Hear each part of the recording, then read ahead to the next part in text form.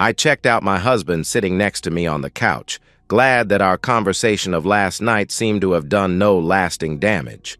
That didn't surprise me in the least.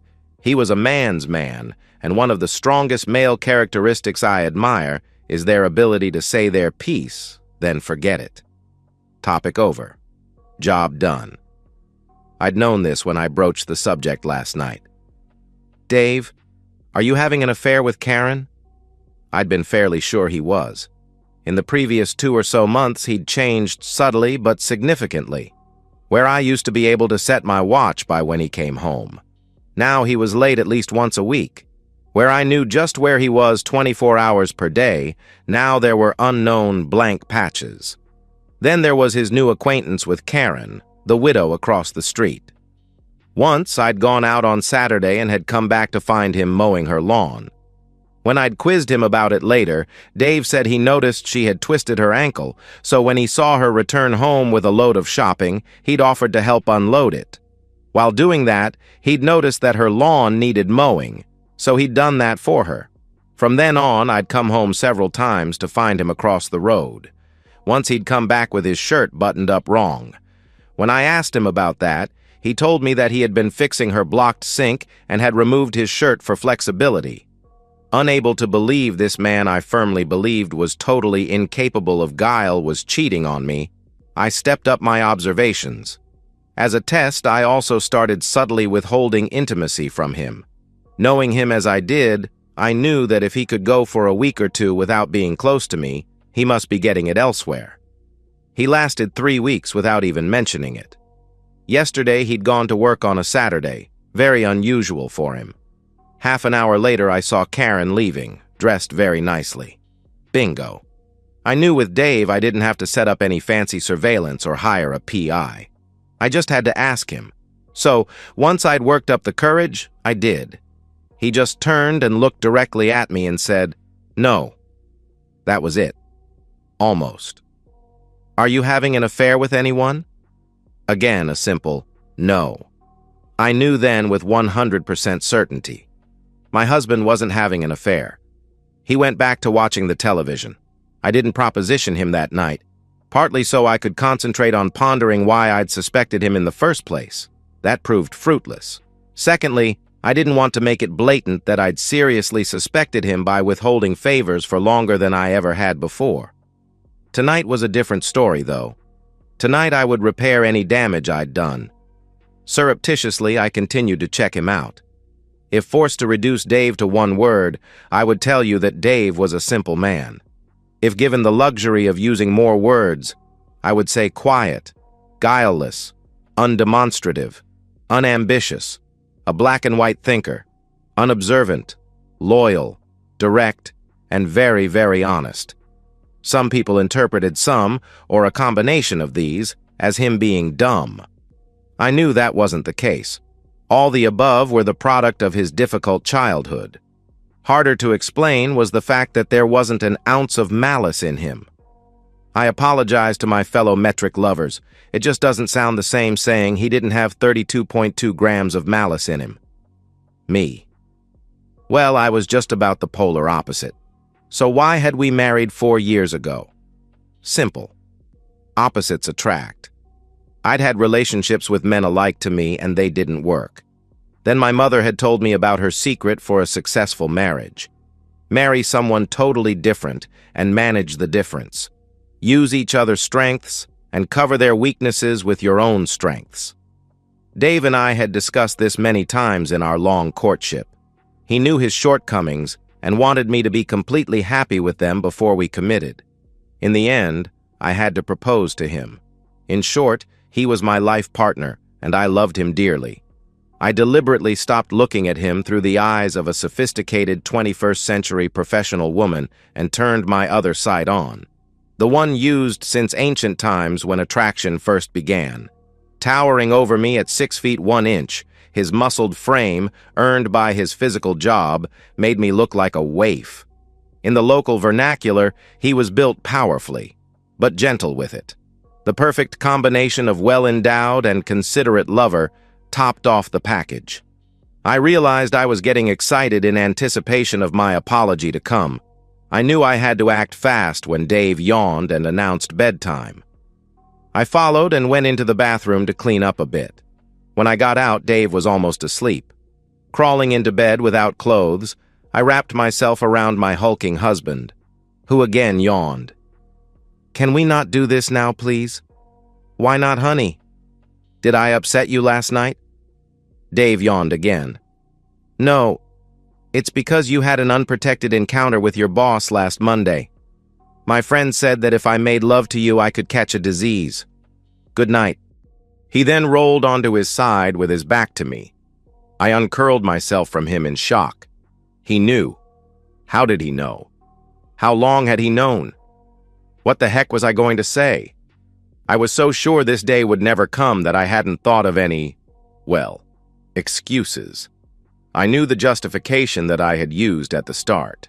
There was a promotion coming up at work, and I wasn't totally confident that it was in the bag. Deep down, I knew that Dave wouldn't amount to much, and that was fine with me. I loved him just the way he was. If we wanted to have a substantial nest egg when we decided to have children, I knew it was up to me. The promotion would be a big step towards that goal. So I'd started responding to my office manager's rather blatant flirting. He couldn't believe it. Within 2 weeks, we had gone from flirting to an all-evening encounter in a motel. I was quite proud of the elaborate plan I'd devised to get us both a pass for the night. I knew that I couldn't use that excuse to Dave, though. In hindsight, it might seem a little mercenary. In some lights, even promiscuous. After the first time, things had spiraled out of control a little. Believing that Carl and the promotion were in the bag, I'd thought our rendezvous had been a one-time thing. 2 things had made a lie of this. Firstly, having been with me, Carl had openly started flirting with Pamela, my main rival for the promotion. If Pamela decided to use her natural assets as well, then I was honest enough with myself to realize there would be no guaranteed winner. The second was the thrill of the experience, not the intimacy. That was just an act that even I had to admit wasn't nearly as satisfying as my love life with Dave. Heck, Dave had the home team advantage. 7 years of learning by trial and error, exactly what I liked. Besides, very few men are as gifted as Dave in my experience. No, I realized, it was a different kind of thrill. The excitement of thinking of an excuse to be somewhere else, with someone else when I would normally be home with my husband. Thinking of all the possible scenarios to explain where I was if he became suspicious of any one aspect of my story.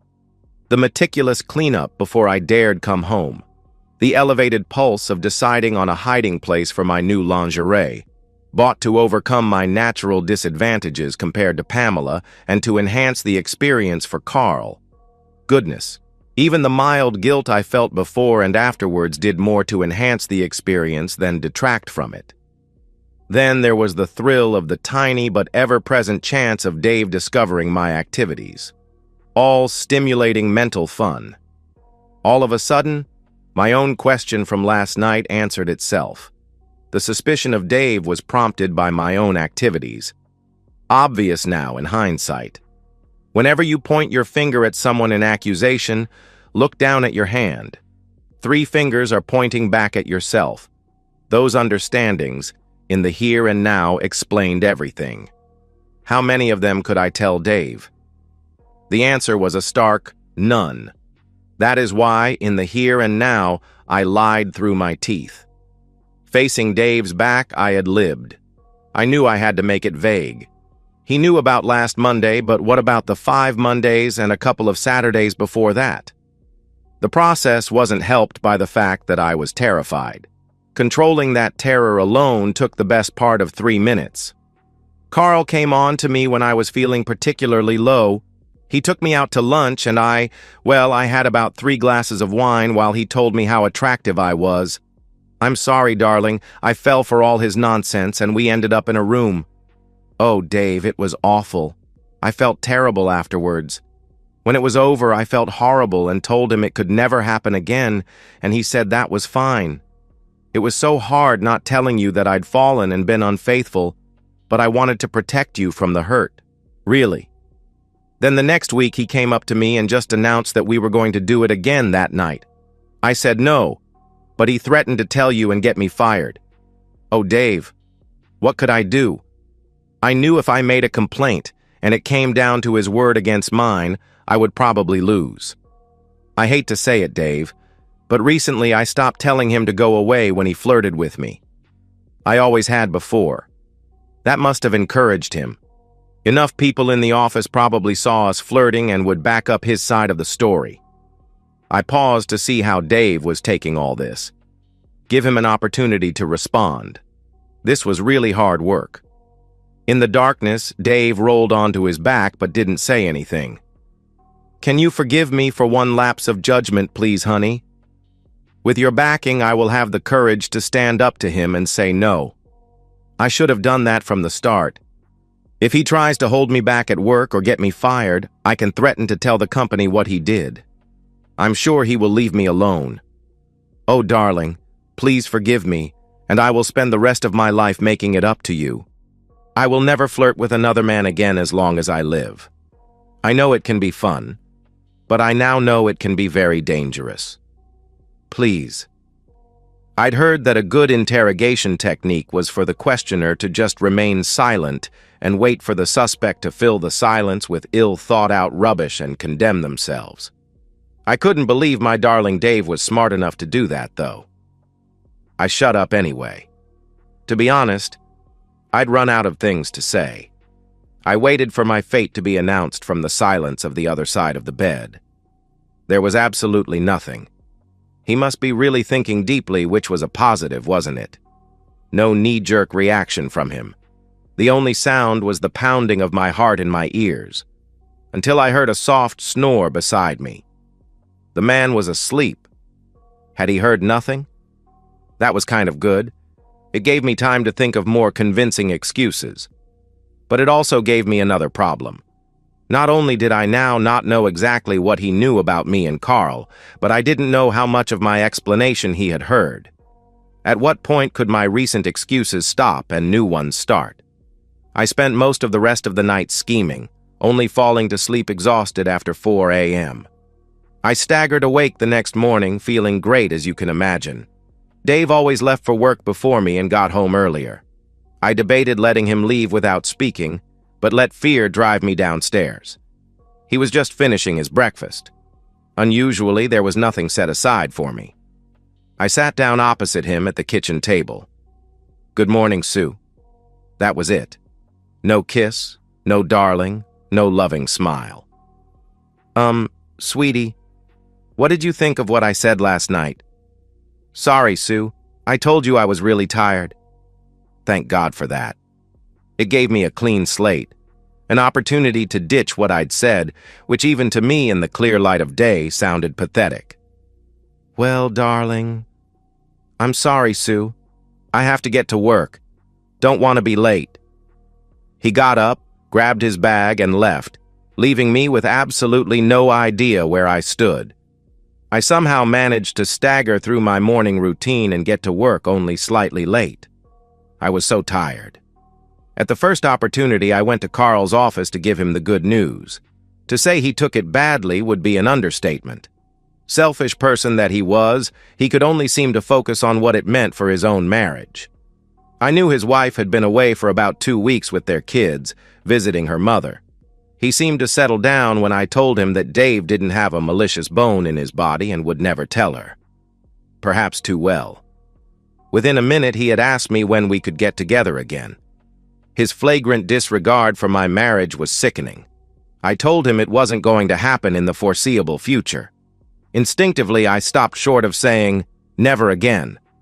I was finally back to my normal habit of thinking 2 or 3 steps ahead. I really wish I'd done that 6 weeks ago. Then maybe I wouldn't have been in this terrible spot in the first place. I somehow made it through the rest of the day. I parked around the corner from our house and rehearsed my speech. I'd decided to gently probe to make sure Dave hadn't heard anything last night. Then, once that was confirmed, launch into my new defense. I also anticipated his 2 or 3 possible responses and decided how to modify the plan once I saw which he was going to use. Satisfied, I drove the rest of the way and confidently strode into the house. Dave was sitting at the table finishing his dinner. I stopped in bemusement, then continued on and kissed him on the cheek. I knew he had to be confused and would appreciate as much familiar routine stuff as possible. "Hi, honey. Why are you eating so early? Did you make some for me?" "Well, it's Monday. You normally sleep with your boss Monday and don't have dinner here." 14 words to screw all my carefully laid plans. I was right back to ad-lib territory again. But sweetie, now you know I won't be sleeping with him ever again," was all I could think to croak. "Why not?" "Because I love you." The expression on Dave's face I can only describe as blankly quizzical. He was silent for a moment, then shook his head. "Then why did you sleep with your boss?" For a simple man, he had zeroed in on the one question I had no answer for. Well, not one I could share anyway. God knows I'd tried hard enough to think of one. As I stood there stunned, the introduction to the TV news started. Dave cleared his plates, then went and sat in his favorite chair. I was grateful for the chance to think, so I let him go and made myself some dinner. Distracted by my planning, that task took almost an hour. I joined him in the lounge about 5 minutes before his favorite show finished. I sat at his feet and put my head on his knees, but facing away from him. I was not at all sure I could look him in the eye and lie. I was just getting into my stride with my new rationalizations when his show finished and he abruptly stood up. "Where are you going to, Dave?" "I'm going to the toilet, then I'm going over to Karen's. She has some rats in the ceiling and I said I'd put some traps down. Then I'm going to do some other jobs she needs doing." He walked towards the toilet. "But Dave, have you been listening to a word I've said?" "No, Sue. You know I like that show." I waited while he used the toilet and came out. "When are we going to talk about this, darling? When are you going to let me explain? If I can't explain, then how are we going to get past this? How are you going to be able to forgive me and let us move on together?" This brought him to a standstill. He stopped on his way towards his workshop and turned around, shaking his head like he was trying to clear it. "Move on together." "I'm a bit confused, Sue. Aren't you going to be with him now? I presumed you loved him more than me and would want to be with him rather than me." "But I don't love him, honey. He meant nothing to me. Nothing at all. I love you, Dave. I always have and I always will." Dave looked at my pleading face and shook his head again. Like I wasn't putting my words in a format that they couldn't get in his head, and he was trying to readjust his brain. "Then why did you sleep with him?" I suddenly realized that there may never be an answer to that question.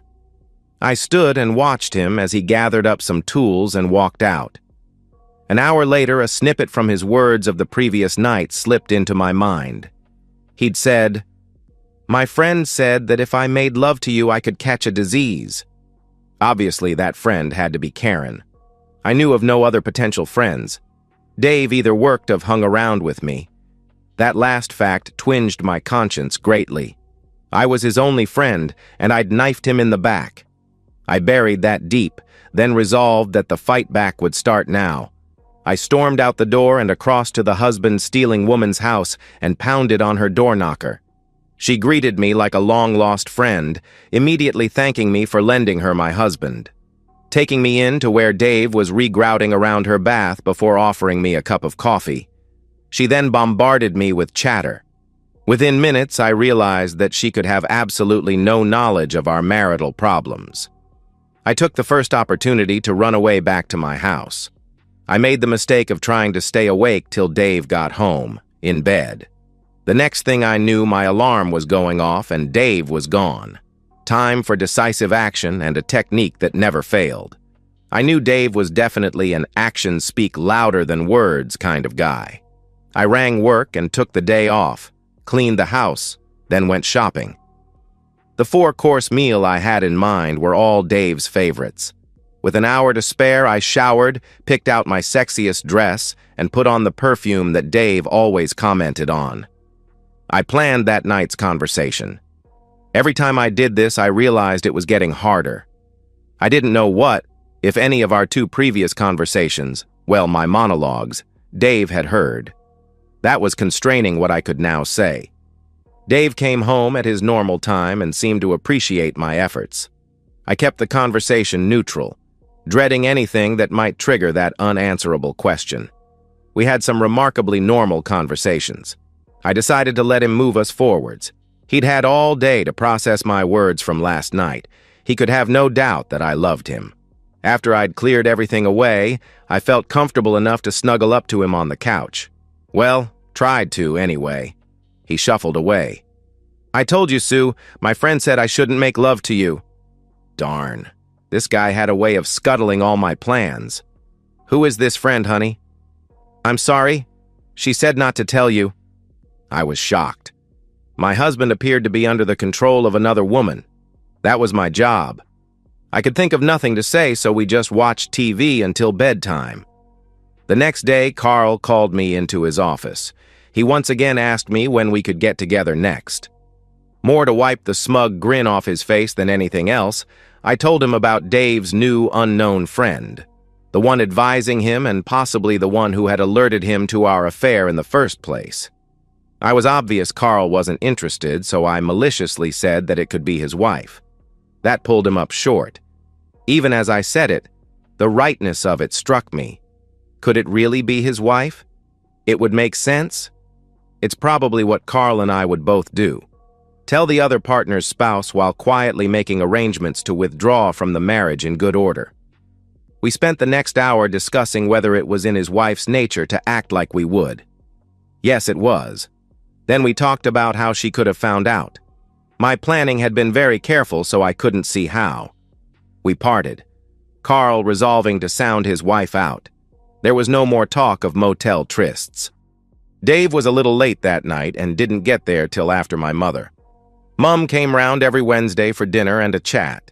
Dinner went comfortably as normal with Dave seeming like his old self. I could rely on Dave's discretion, I knew. Or maybe not.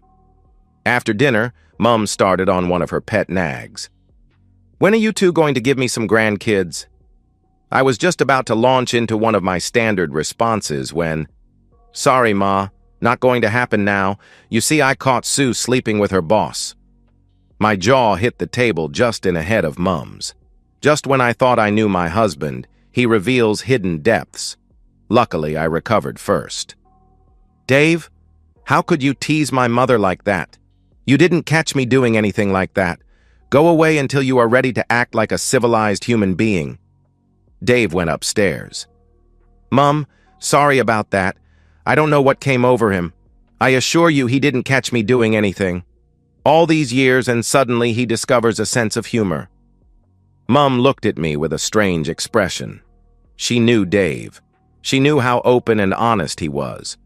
I tried to quickly change the topic of conversation while trying not to make it obvious I was doing it.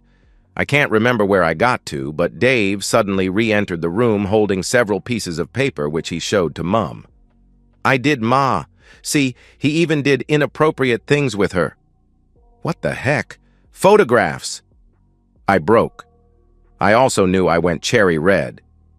Get out of here, you awful man! I collapsed, sobbing on the table. I can't remember what Mum said, but it was delivered at some volume.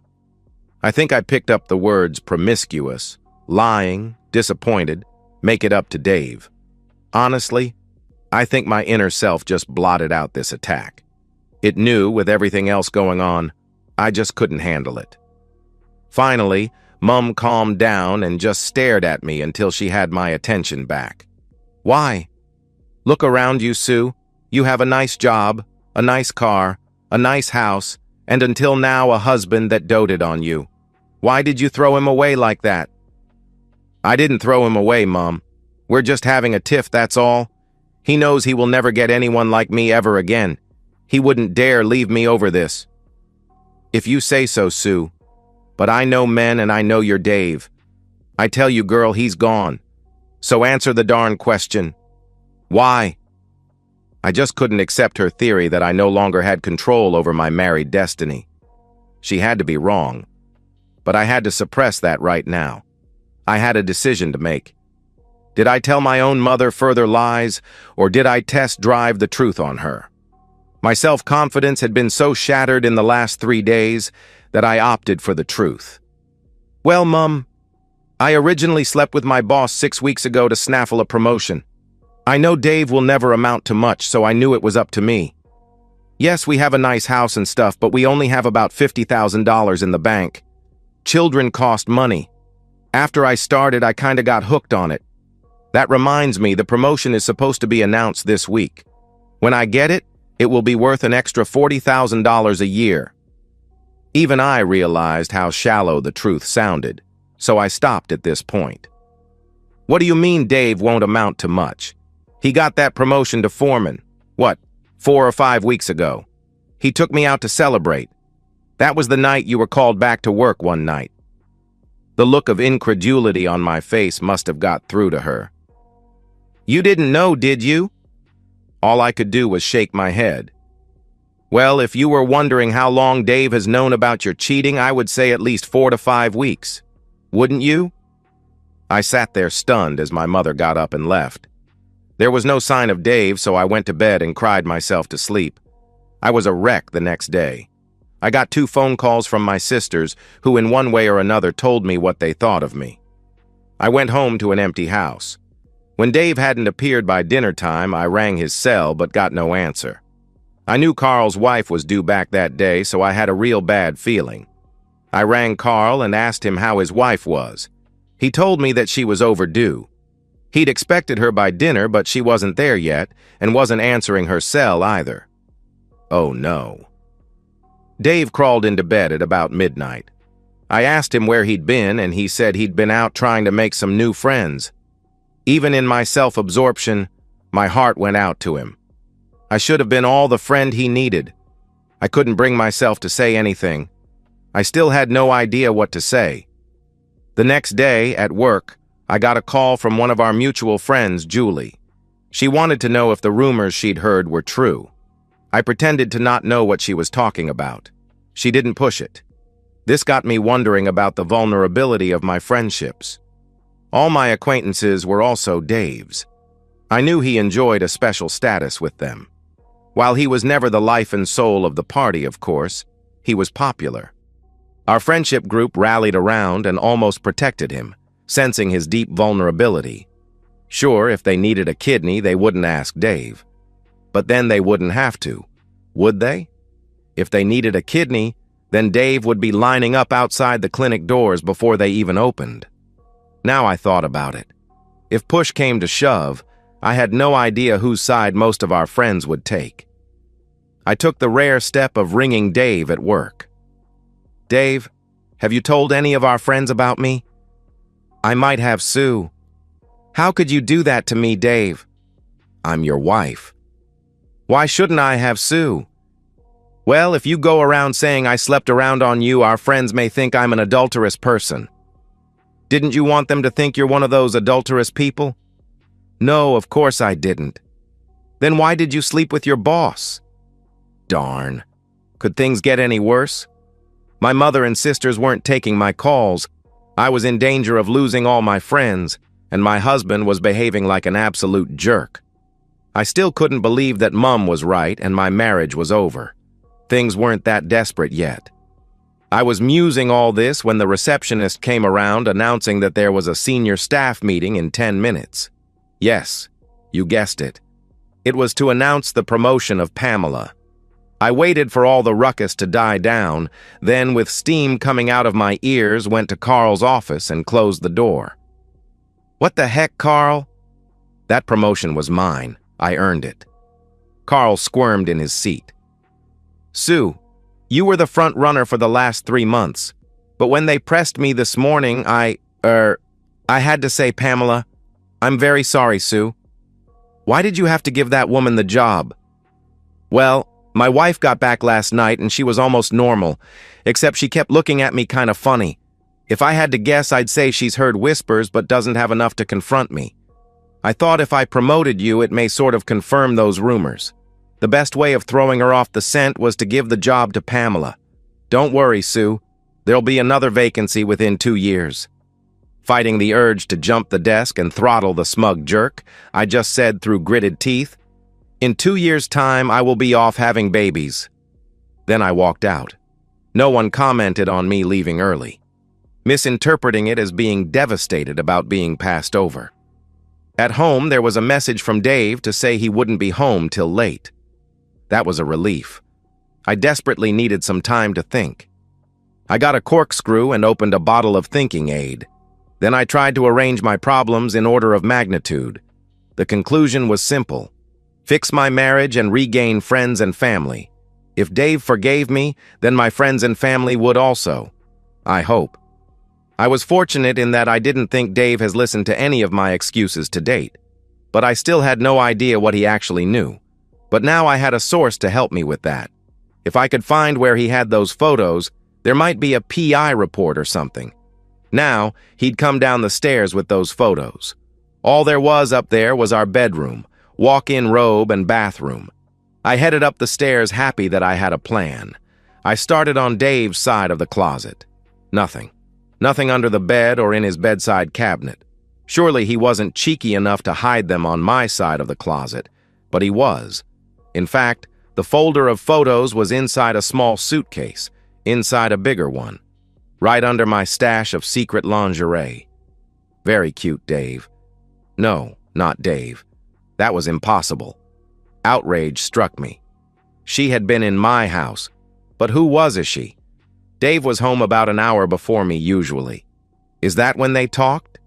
The only woman who had been here when I got home was my sister about 2 weeks ago. It was very uncomfortable looking at the photos, a full-color reminder and rubbing in of my disloyalty. All the photos were from one session, but which one? All motel rooms looked the same. I tried to get a clue from the depicted action.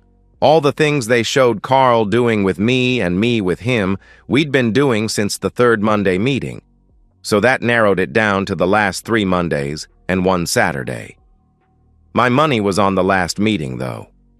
What had triggered Dave revealing he knew my secret? My proposing intimacy. All of a sudden, my 3-week abstinence came back to bite me. Why not? Everything else had. Funny, there was no PI report or any other clue how I'd been discovered. The action of putting the photos back in the envelope, then taking them down to the fireplace to burn them, triggered a thought. Something about her choice of hiding spot tugged at my perception. Why was it so significant? It hit me halfway down the stairs hard enough that I stopped. It was a deliberate, calculated act. A declaration of war.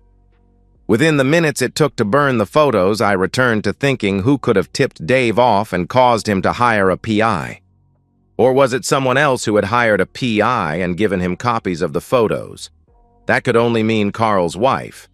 That spurred another idea. If Dave had hired a PI, then there had to be a money trail.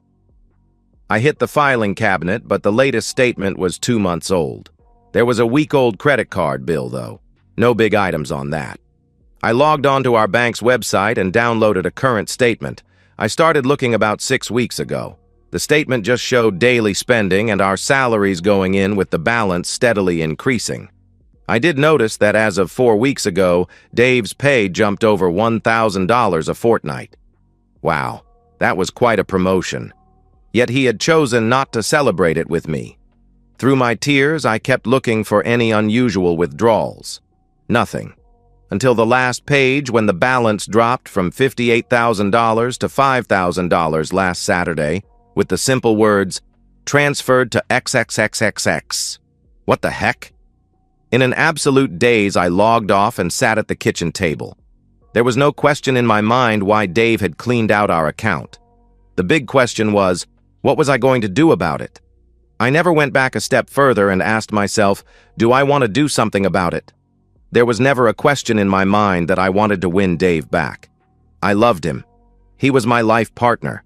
He was going to be the father of my children and the grandfather of my grandchildren. He was the rock I'd anchored my life to.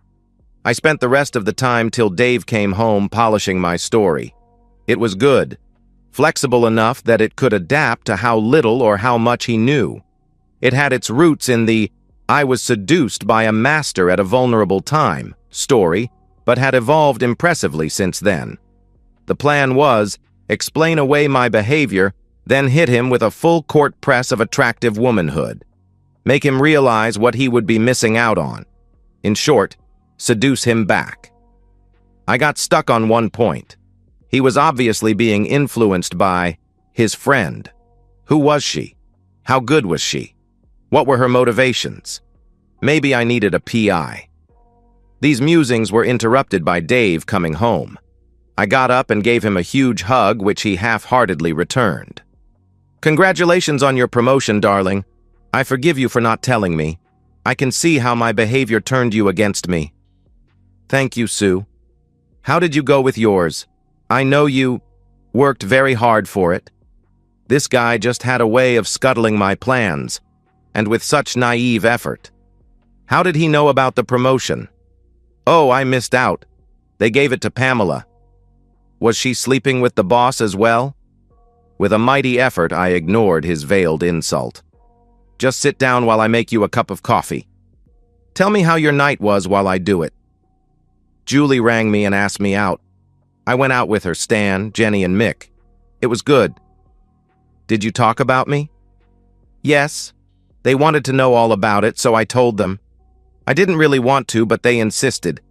They are our friends after all." "Where did those photos come from, darling?" "Ah, my friend gave them to me." "Is this a new friend, sweetie?" "Yes." "Is she a friend from work?" "No." "Well, just so you know, I found them tonight and burnt them." Dave's eyebrows lifted. "I burnt them so they won't get in the way of you forgiving me, Dave. I guess the place you found them means you also were planning to go out tonight?" Fighting the urge to shout with every fiber of my being, I formulated my answer. He'd just presented me with an opportunity to do a little probing. "No, I told you. That will never happen again. To be truthful, I don't know why I went back for a second time. He's not very good at things. Not like my wonderful husband." I reached over and stroked Dave's leg. "Then why?" I know. Why did I sleep with him? I'll tell you later, lover. But first, I have some more questions. Dave, where's the money? I went and checked out our account. There's over $50,000 missing. Yes, I know. I put it in another account. But why Dave? What are you going to do? I've already done it. My friend said that when we get divorced, even though you cheated, you get half the money. That just doesn't seem to be right. She suggested I put the money somewhere safe for when I leave. I went to see a lawyer, and he said it was illegal, but if I went overseas for 7 years, there was nothing you could do about it. Something about a statute of limitations or something. I've got a job in Vietnam. I leave on the 31st. Normally, I would have found his mispronunciation of statute kind of cute. Not today. But that's only 5 days from now. If you go and take all the money, I'll have nothing. You'll still have your boss. But I don't want my boss. Then what did you sleep with him for then? God. This was like arguing with a very persistent, single-minded child. As rattled as I was, I knew I had to think quickly. 5 days, including the weekend. That would be enough time just to get a court injunction to at least save the money. But did I want to devote all my time and energy doing that when I just wanted my husband back? No, I didn't. If I spend the energy keeping him away from his advisor, this friend of his, then I'm sure I can bring him back into line. Dave, you keep asking why I, had relations with my boss, Carl, and I feel I owe you an explanation. You see, about 7 weeks ago I was feeling low and Carl was always trying. I'm sorry, Sue. I'm really tired. Can we do this some other time? When Dave. This is really important. If I don't tell you why it happened, then you can't forgive me. If you don't forgive me, then we won't have a future. If we don't have a future, then I won't get to have your babies. I hadn't planned on using my ace right now. I'd intended to use it when things got really desperate. Too late now, though. It was out. You want to have my babies? Yes, darling. I love you. All of you. And no one but you. I want to grow old with you. Nurse you when you're sick. Stand next to you, holding your hand, when our children are baptized. Sit in the church with you when they get married. Get buried next to you, Yes, David. I want to have your babies. Finally, I could see that I'd got through to him. The emotions flickered across his eyes. I stifled a smile of triumph and waited for him to respond. A tingle went through my groin in anticipation of the make-up intimacy to come. Then why did you sleep with your boss? Ah! This broken record was getting unbelievably frustrating. By the time I'd got my blood pressure under control, Dave was in bed. Not making the same mistake as last time, I very quickly brushed my teeth and joined him. When will you listen to me, Dave, tomorrow? No, not tomorrow. We have that market you wanted to go to tomorrow morning. The party at Julie and Stan's place tomorrow night, then church on Sunday morning. How about Sunday afternoon? I really would like to know why Sue. Was it possible to get more confused? He had just described the weekend of a married couple, not one of someone about to terminally abandon his spouse. That could only mean yes. I'd got through to him with my words before. He just needed time to process them and had asked me his dumb, standard question out of reflex. We were on the road to recovery. I had the best night's sleep I'd got all week. The next day, I got up early and made him a lovely breakfast. He didn't turn away when I kissed him after delivering it to him. He held my hand as we walked through the market. I knew he hated these things. At the outdoor party on Saturday night, I'd swear nobody knew we were even struggling. I kept my arms round him most of the evening. I did notice groups of whispering friends trying to cut him out and get him alone, but I wasn't letting go. There were a few new girls there that I didn't recognize. I watched how he interacted with them to see if there were any clues that one of them was his new friend. Nothing. We were both extremely mellow when we got home. Dave even had the taxi stop at a corner shop on the way home and went in and bought some things. What they were came as the biggest, most pleasant surprise later on. I was feeling so good that in bed later I reached over and touched his hand. To my absolute surprise, he didn't reject me. Taking full advantage of this development, I spoiled him rotten. I gave him a long, sensuous kiss that had him relaxing and sighing. Finally, I let him rest, but kept right on being affectionate until he was ready again. There was one uncomfortable moment when he reached for the new pack of protection when I went to be close to him, noting with optimism that it was a pack of 12. The rest of the night, until we were both exhausted, I concentrated on his pleasure to the point that I didn't focus on myself at all. Far from being frustrated, I found it very liberating. So this is how he felt when he made love to me. We slept late and had to sprint for church. Neither Dave nor I went into the confessional. I didn't want to let him out of my sight for a second. When he suggested a picnic lunch by the river, I snapped him up on the offer. We chatted about his new job, the state of the world, everything. Except our relationship. He didn't raise it, and neither did I. Why ruin a good thing? Sunday night was a movie as we snuggled on the couch and a rerun of our lovemaking of the previous night. Monday, I decided to get myself tested. It was all going well, but every time Dave reached for the protection, it was like a knife being driven into my ribs. I made the appointment. My intent was to get the results in writing and leave them somewhere Dave would see them. All that week it was like nothing had ever happened. Dave went to work and came home at the same time he always had. There were no mysterious phone calls or texts. I checked. I was a little tense on Wednesday the 31st, but there was no sign of him packing or making plans to leave. At work, I asked Carl how he was traveling, and he said everything was normal at his end. Things were so good on Friday night that in bed, I decided to formalize things a bit. We had just finished making love. So, you've decided to stay, I see. What was it changed your mind? The thought of grandchildren or the thought of losing a wonderful woman like me? No, Sue.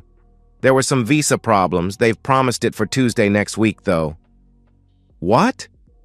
But I thought you were going to stay. Why? You never asked me to stay. But you've been acting so normal. We've made love every night since last Saturday. Well, as you said yourself, Sue, I'd be a fool to turn down a wonderful woman like you. I don't know what the situation is in Vietnam. It may be a while for me. I was stumped. I couldn't have been more shocked if you'd hit me with 100,000 volts. Speechless. The extra time will come in handy, though. My friend says that I should tell Carl's wife what you've been up to. That makes sense. If the situation were reversed, I would want her to tell me.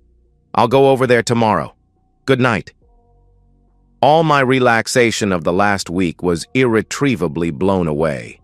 I was back in panic mode again, incapable of thinking logically. That is perhaps why I said, "But Dave, if you do that, it will destroy his marriage. If his wife finds out, he will lose everything. His wife, his kids, just everything." Dave sleepily reached out and turned the bedside light off. Then from the darkness said, "Then why did he sleep with you?"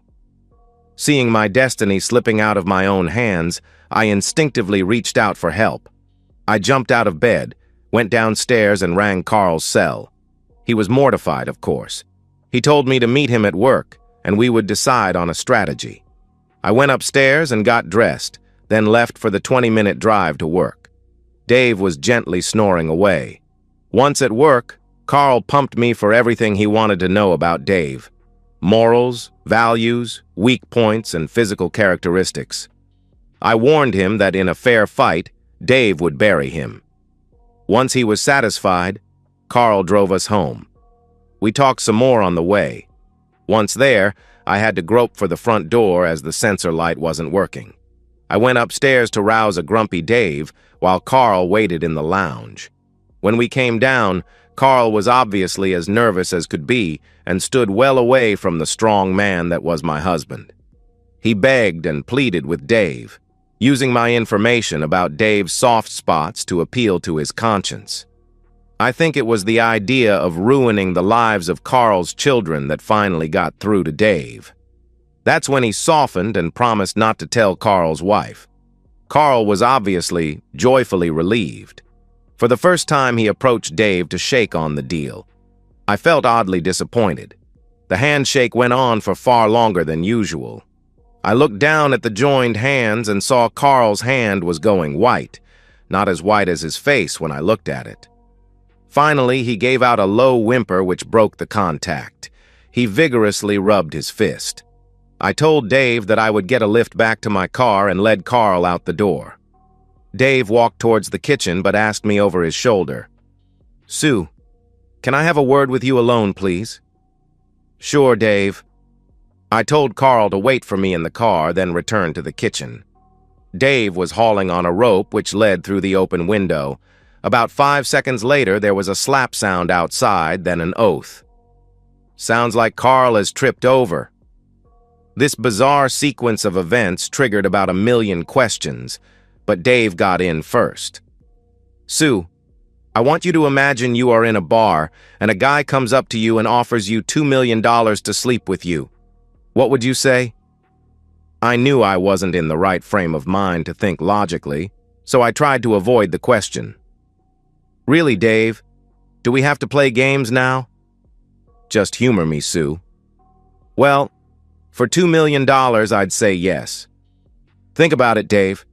$2 million means a flash car, a flasher house, country club membership, status, and a family with no money worries. Okay, Sue. Thank you for your honesty. Now, if the same guy asked you for favors for $20, what would you say? I would tell him to go away and ask him if he thought I was a prostitute. Look, what's this all about, tell me? Do you know what he would say, Sue? I sighed. No, I have no idea, Dave. He would say, "We both know what you are. Now we're just haggling the price." Good night again, Sue. If you come back, try not to wake me up. I'll be home in less than an hour, Dave. We really need to talk. As I walked down the darkened driveway, I wondered what that had all meant. It sounded like a complicated way for Dave to call me a prostitute. Dave didn't do complicated. I was surprised to see Carl sitting in the passenger seat of his own car with some tissues pressed against his knuckles. He told me he'd tripped on the path and cut his hand. If I drove, he could staunch the bleeding by the time we got back to work. I got us there and made a point of kissing Carl goodnight. In the 20 minutes I had to think before getting home, I pondered my disappointment that Dave had agreed to keep his mouth shut. I also cursed myself for burning those photographs. Without them, I would have to think of another way of tipping off Carl's wife. I knew now that my marriage was over. No man calls his wife a prostitute, however subtly, if he intends staying with her. If I could destroy Carl's marriage, then I should be able to guilt him into letting me trade up with him. Sure, he would be poorer after the divorce and wasn't much of a catch physically, but he would still be loaded. There was still a way of snatching something from this whole fiasco, and I was going to give it my best shot. That and lawyers on Monday were my only plans. I prayed it wasn't too late to get an injunction to freeze Dave's bank accounts. I saw the flashing lights of a police car well before I reached the house. It was parked in our driveway, along with another strange car and a van. As I walked towards the door, a man in a white boiler suit was walking out with what looked like an axe handle in a clear plastic bag with a label on it. Inside, a uniformed officer asked my name, then asked me to sit in the downstairs bedroom until a detective could speak to me. That was when I saw Karen from across the road speaking to a man in a suit. From the bedroom, I could just hear what she was saying to him. She was describing that she'd seen me leaving in my car at about 10 p.m. Shortly after that, her friend Dave had rung her and told her that he was half expecting some angry visitors. He'd asked her to keep an eye on his house. If the visitors left, and he hadn't rung her within 5 minutes to call the police. She then gave a good description of Carl's car, saying she had a good view of it under the streetlight. She then went on to give a description of Carl as the man she had seen walking with me to the house. After about 3/4 of an hour, we'd both left. Rather than just ring the police, she'd come over and found the door open. Taking the brave step of coming in the house, she'd seen Dave unconscious and bleeding, lying next to the bloodied axe handle. Following her first aid training, she'd called an ambulance, then put Dave in the recovery position and staunched his bleeding until it arrived. After finishing her statement, she expressed an opinion that it was careless of me and whoever the guy was to leave so many clues. The detective said that it was quite common in crimes of passion. Having been released, Karen rushed off to the hospital. I knew it was my turn next, and that it wouldn't make much difference what I said. Whoever Dave's new friend was, they were obviously one devious person. I was arrested, of course. An hour after I arrived at the station, Carl was put in the holding cell across from me. He was wearing what promised to be an impressive black eye by the morning. He commented, "My wife," to my unspoken question. Turns out his wife was waiting for him when he got home from my place and laid straight into him. She'd been told weeks ago by Dave what her husband was up to. She had weeks of frustration to vent. He begged her to forgive him and not file for divorce. She'd said she had no intention of divorcing him for about 12 months. She predicted a 2 to 5 year abandonment was about to happen. An hour later, a doctor arrived to dress his injured hands. Not until a police evidence photographer had finished, though. All of a sudden, the memory of Dave hauling on a rope made perfect sense. A rope stretching across a darkened path was sure to trip someone and had a good chance of damaging their hands. My plan B was irretrievably smashed by the last words I heard Carl speak, almost to himself. "I lost everything. Darn everything, and for what? Some lousy second-rate intimacy." It was 3 days before I could find someone who would post bail for me. I mean, not even my own mother. When I left, Carl was still there. Seems neither of our spouses were feeling forgiving. When I walked in the door, Dave was there sitting next to a bunch of suitcases. He had a big bandage on one side of his face. The rest of it was black and blue. Ever the gentleman he stood as I went to sit down at the table. He winced a bit like his ribs were hurting. "I see your visa finally came through." "What?" I looked at the suitcases. He followed my glance. "Oh, those. No, they're yours." "Why do I have to leave if you're going to Vietnam in a few days? Can't I stay here? I have nowhere to go. I certainly won't be able to afford anywhere else. My job is toast for sure." Dave just looked at me with an expression almost of pity. "I was never going to Vietnam, Sue. That was just to put the pressure on you and back you into a corner." While I digested what that meant, Dave was absently rubbing the side of his face. Darn, that woman can swing an axe handle. Who, Karen? No, Carl's wife. She's only a slip of a thing, but boy can she hit. I reckon she used to play baseball. She is your friend, I presume, Dave. No, there was no friend, Sue. Then who? A deadly surety hit me and stopped that sentence dead in its tracks. I told you right from the start, Sue. Growing up a ward of the state taught me to hide my emotions, my feelings, and most of all, my intelligence. Kids showing any of those just got eaten. By the time I'd grown up, it was just second nature. Then I found that by appearing dumb, people constantly underestimated me, and it gave me an advantage. I thought you saw through all that, though, Sue, but I reckon even you got simple and stupid confused. Statute of limitations indeed. I looked up and saw the grin on his face as his words from last week registered on my memory. This was amongst the longest speeches that I'd ever heard come out of his mouth.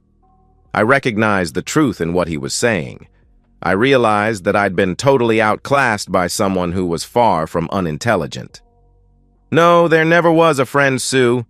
I knew you were so sure that I was incapable of doing any of this myself that I invented one. Funny, it was imaginary friends that got me through my childhood as well. Who was this guy? Also, for the record, dear, there never was a lawyer. Smart people don't use lawyers in divorces. They feed on conflict. The more conflict there is, the fatter they get. So they create conflict. They get fat, everyone else gets hurt. He gave me the courtesy of letting me absorb all this. It took a while. So who told you I was, stepping out? There you go again? No one told me, Sue. I worked it out all by myself. I think it is the Chinese that have the proverb, a fool chatters, while a wise man listens. I just listened and watched Sue. Goodness, you were so convinced that I was a clueless fool that you didn't even hide it that well. Really, Sue, going from not working after hours to working every Monday night for 6 weeks. Oh, and 2 Saturdays as well. Coming home from work freshly showered, then not letting me near you. The respect you had for me was awesome, wasn't it? And the photos? Little old me again, I'm afraid. You know, you really should check the curtains are closed when you're misbehaving in motel rooms. I couldn't help thinking of one of the junior managers at work. He made sure to always spout out the latest management catchphrases. His latest one was, paradigm shift. I realized that was what I was struggling with now. Getting my brain to go from believing I'd married a slow-thinking, non-complex man, completely free of guile, to what? Someone who had outmaneuvered me at every turn. That took a while as well. But you never gave us a chance, Dave. I was the only one fighting for our marriage. You never even considered forgiving me, did you? Of course not, Sue. We discussed it so many times, didn't we? What did you call it? Our one strike and you're out policy. But you never even gave me a chance to explain. You never listened to one word I said. Just came out with, then why did you sleep with your boss, till I wanted to strangle you? Yes, I know, Sue. Infuriating, wasn't it? But it bought me the time I needed to get everything in place and to back you into a mindset of getting Carl here for the showdown. And I did listen to you, Sue, every word you said. In bed that first night, in front of the TV, every word. I kept walking away when I couldn't stand your lies. They just killed me. I dropped my eyes in absolute shame at all the memories. In all your speeches, the ones you gave me and I'm guessing the ones you rehearsed in your head, there were 2 things missing, Sue. The truth and any sign of remorse. Could I feel any lower?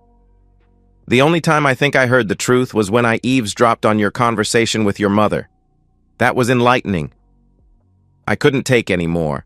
I got up and walked towards my suitcases. Dave got up to help me, but I told him to rest his ribs. You know, Dave, you really had me going when you made love to me that whole week. I really thought we were okay. Hey, what can I say? I'm a guy, remember? Plus, you have to admit, it distracted you from going to the lawyers, didn't it? Just on that point, if you ever feel like companionship, you know where I live. If I'm not in a relationship, I'm sure we can work something out. I picked up my bags and walked outside to my fate, turning just once to look back at my simple husband. And so, we've reached the end of today's story. Was it what you expected, or did it take a twist you didn't see coming? I'm curious to hear your thoughts. Share them in the comments below, and let's get a conversation going. If this story kept you hooked, make sure to hit that like button. And if you're new here or just haven't subscribed yet, now's the perfect time to join our community. I bring you fresh, captivating stories every day, so click that subscribe button and turn on notifications so you never miss out. Thanks for watching, and I'll see you in the next one.